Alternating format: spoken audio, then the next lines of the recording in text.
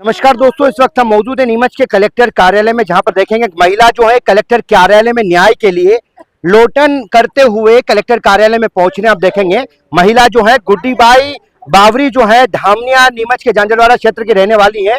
और महिला जो है आज बताया जा रहा है कि यहाँ पर इसकी पट्टे की जो जमीन है उस पर अन्य व्यक्तियों द्वारा कब्जा किया गया है। इसको लेकर महिला जो न्याय की मांग को लेकर लोटन करते हुए पहुंच रही है। आप देखें किस तरीके से न्याय के लिए एक तरफ तो कलेक्टर सर का कल से अभियान चालू हुआ है, दूसरी तरफ महिला जो आ रही है, हम इनसे बातचीत का प्रयास करेंगे। दीदी क्या नाम है, कहाँ के रहने वाले हो, कहाँ के रहने वाले, क्या समस्या हो रही है आपको, क्या क्यों लौट रहे हैं? मेरा मकान नहीं मिल रहा, जमीन किसकी है, जमीन किसकी है, जमीन मेरी है। कब्जा किसने कर रखा? कब्जा भी मिला। शासन से कोई मांग वांग करी आपने? मांग नहीं की थी,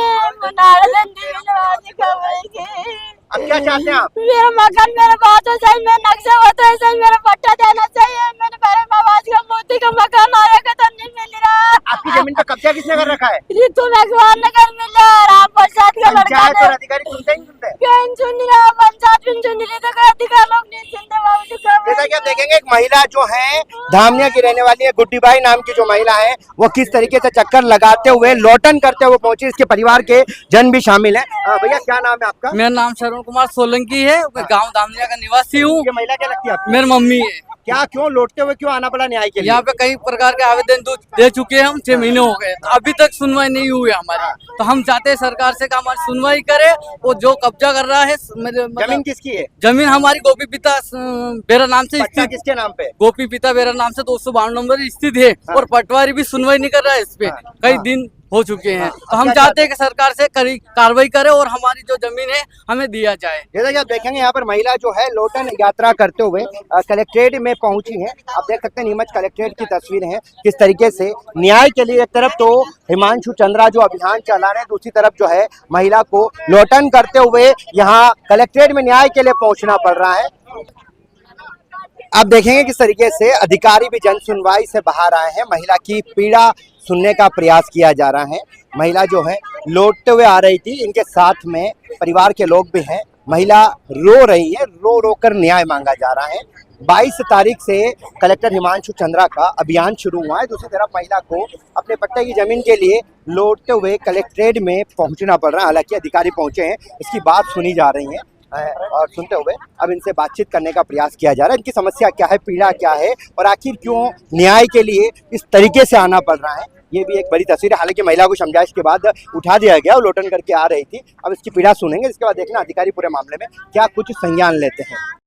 आवेदिका श्रीमती गुड्डीबाई, जो कि यहाँ की धामनिया पंचायत से संबंधित है, नीमच तहसील में, वो आई थी। उन्होंने बताया कि उनके शासन द्वारा दिए गए पट्टे पर किसी व्यक्ति के द्वारा अवैध रूप से कब्जा किया गया है। तो इसी में तत्काल रूप से तहसीलदार को आदेशित किया है कि इसमें तत्काल जांच करके एवं विधिवत रिपोर्ट प्रस्तुत करें, ताकि संबंधित के विरुद्ध यदि रिपोर्ट में पाया जाता है कि कब्जा किया गया होगा तो तत्काल कार्रवाई करके उनको जो संतोष प्राप्त करना है वो दिया जा सके। विशेष क्या अभियान चल रहा है? नीमच जिले में हमने प्रशासन गांव की ओर अभियान चलाया, जिसमें मेनली राजस्व विभाग, पंचायत ग्रामीण विकास विभाग, हेल्थ डिपार्टमेंट, एजुकेशन और महिला बाल विकास, इन सभी डिपार्टमेंट के हम समन्वय से हर एक हमारी पंचायत में और तहसील स्तर पे भी और जो पंचायत क्लस्टर स्तर पे भी हम लोग डेली अभियान मोड में शिविर लगाए जा रहे हैं। जो शिविर का फाइनली हम लोग कल्मिनेशन होगा 26 जनवरी को। प्रथम चरण के शिविर 6 जनवरी तक लग रहे हैं, जिसमें कि सभी हमारे जो भी हितग्राही मूलक हमारी योजनाएं हैं और हेल्थ एजुकेशन में, जैसे हेल्थ में टीकाकरण हुआ या फिर एएनसी चेकअप हुआ, एजुकेशन में सभी शाला त्यागी बच्चों का वापस से शाला में प्रवेश दिलाने से लेकर स्कूल के जो हमारे 10th बोर्ड 12th बोर्ड के बच्चे हैं जो भी प्रिपरेशन कर रहे हैं, तो हमारे सारे अधिकारीगण भी जाके विजिट कर रहे हैं, ये देख रहे हैं कि सभी की शिक्षा सुचारू रूप से चल रही है। इसी के साथ महिला बाल विकास विभाग से संबंधित हमारी जो सारी आंगनबाड़ियाँ हैं उसका सुचारू रूप से संचालन, समय पे उसका ओपन होना, उनका जो न्यूट्रिशन मिलना बच्चों को वहाँ पे हॉट कुक मील और टेक होम राशन से संबंधित।